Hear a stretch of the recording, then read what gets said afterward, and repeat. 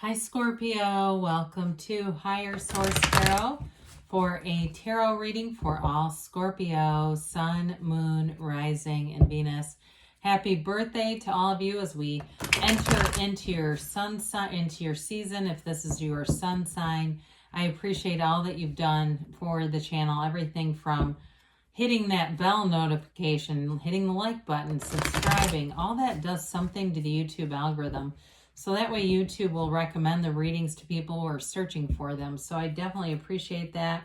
And I send you love and positive energy every day. And if you're new here, welcome to you.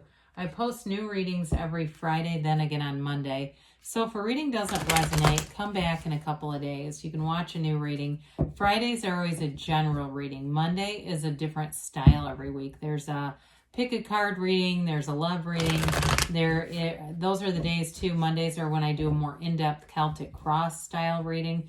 So there's always something here. And if you like tarot and like the channel, I'd love to invite you to subscribe to Higher Source Tarot.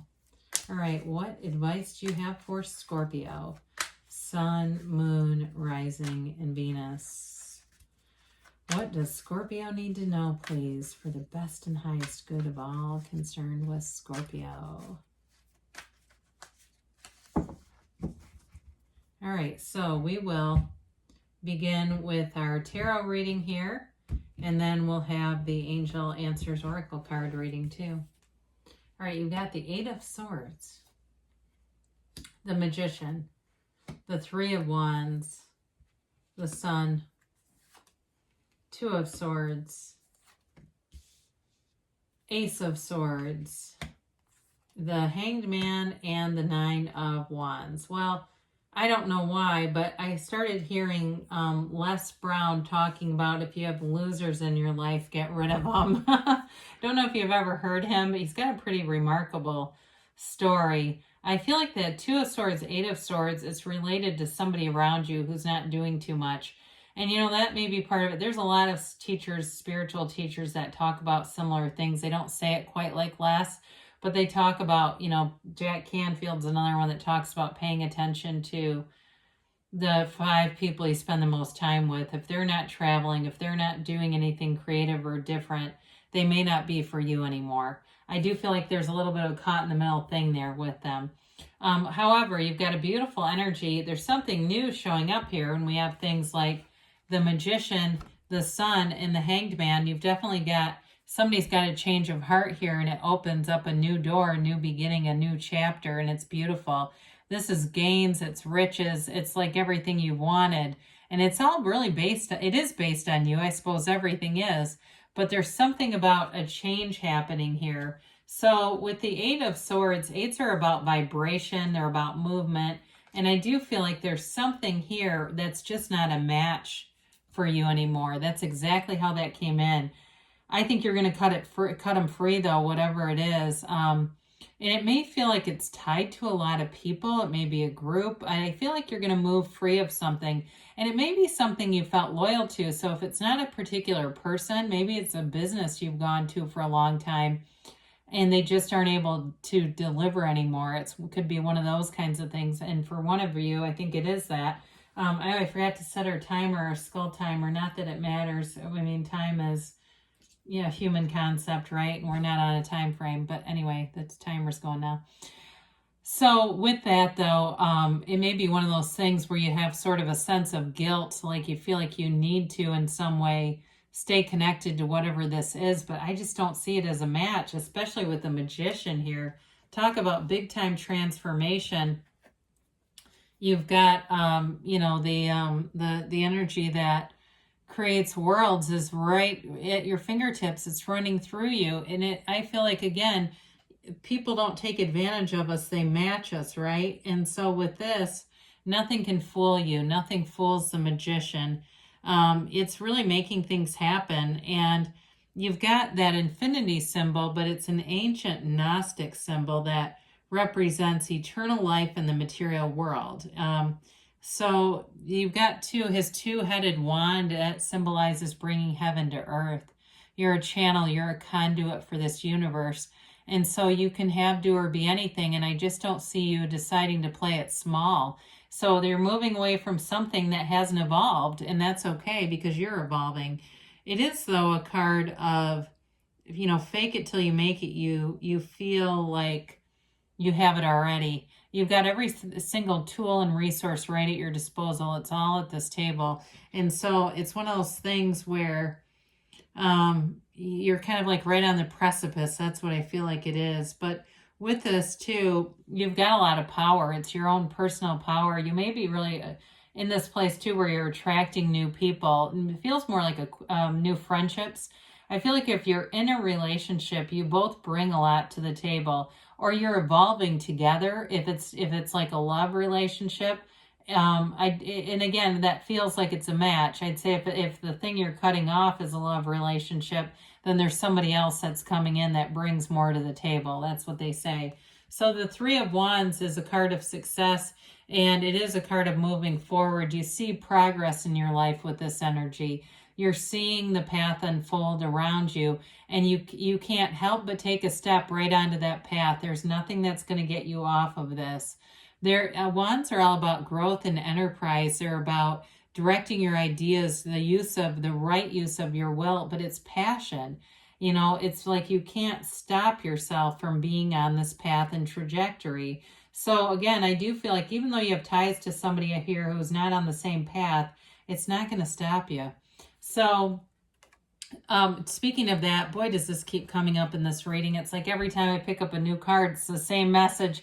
The sun is all about synergy. And so with the sun, one of the elements of this is like being around people that you really connect to. It's like you're almost repelled by people that are not in the same energetic field that you are. You'll attract certain people and you'll feel like you can't stay away from them. So if it's a new relationship, you can't get enough of each other. If it's a job situation, this is all about gains and riches and having your great ideas come to life here. It's victory, it's success, but there's a purity about this. There's complete acceptance and a purity in moving forward. That androgynous child commands a horse that's 3 times its size and waves this gigantic banner of victory. So it's you in this human form having great success and achievement. It's also too with those energy of the sunflowers. And when the sun is out, they point towards the sun for their energy, but when it goes down, they point towards each other. So it is an indication of being around people where there's chemistry, there's great energy around you. So you got this Two of Swords caught in the middle stuff. Again, I feel like it has something to do with a guilt about somebody you're associated with who they've made their own choices. They just don't want to move forward. They don't think they can, but they're too caught in limiting beliefs to stay around them. And you've got it twice here where the blindfold may represent them, their inability to see their own personal power. They need to go to Tony Robbins or something. I mean, they're not like trying to convince this person is going to be too big of a job for most of the people around them. They need a spiritual awakening. And so our continued contact with them doesn't do a whole lot to change them, whoever it is. So with the Ace of Swords, you've got communication, you've got information, and you've got clarity, and you've got this ambition here. I don't know if you have some Capricorn mixed in there with you, but that tends to be a very ambitious sign, and this is that kind of energy where you set goals and you won't be stopped with this. If it's a relationship too, I do feel like it's two people who want the same things. It's not I'm afraid to tell them how I feel because they'll leave. That always makes me chuckle. It's like, well, then that's not a relationship. It's just not two-sided. But with this, you definitely have a conquering spirit. You've got that focus, that drive. And so whatever you put your mind on, you'll do it. This is that kind of where it begins from the mind, right? We call that prima materia in the High Priestess, that it's everything comes from the mind. All material, all matter is from the mind. So with the Hanged Man, talk about a light bulb moment coming on. It's a vision quest. You've got a vision for your life. You also have it with the Three of Wands. Surrender to win. You release all resistance. You're going with it. You're not going to be tied to anything in the past that just hasn't moved you forward. I don't care if it's family, friends, your, dry cleaner that's been your best friend. It doesn't matter. You're moving forward here. With this energy, though, it gives you freedom. And I do feel like it gives you kind of a, it's not in an arrogant way, it's like not in an unfeeling way, but that not being tied to other people's opinions. It's sort of like what they think about you is none of your business, amplified. So with the Hanged Man, it brings in a change of heart. It's definitely surrender to win. And so as you surrender, it's one of those great paradoxes. You surrender and more is given. The universe gives and brings in more. So with the Nine of Wands, there's a bit of a psychic wound here. He's a wounded warrior, but you do keep going regardless. It's not about giving up. When we say surrender to win, that doesn't mean we give up. That means we actually surrender and get in flow with the universe and the energies. This is more like pushing against. And so I do feel like it's helping you come out of this and get in flow with the universe. However, I will say with this, the Nine of Wands, nines are about successful conclusions, goals accomplished. So if you put in a lot of energy into something, you'll find that the outcome is positive. It's like it's conquered. And I feel like too, you won't get yourself involved in something that takes this much effort. You're in flow. So whatever you're attracting with the synergy of the sun, it feels easier. It's like it's feeling like there's ease and lightness around it. So let's see here what the angels have to say for you, Scorpio.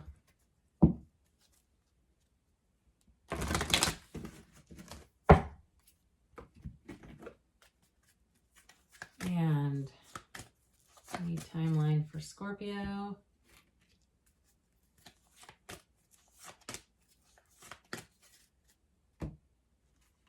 Well, you've got recovery. So to me, it's related to that Nine of Wands. It's that spiritual or psychic recovery. You've got be assertive. So again, with the Magician and the Sun here, I'd say that's already predicted that there's going to be an assertion here. The right use of will, though, it's up to you. I feel like we haven't had that in a long time. Of course it is, right? Everything, you get what you expect, you get what you are. So it really is all up to you. They say within the next few weeks, so things are coming forward. They say don't stop. You are on the right path, Scorpio. Good things are coming for you. I love you, and I'll be back again soon.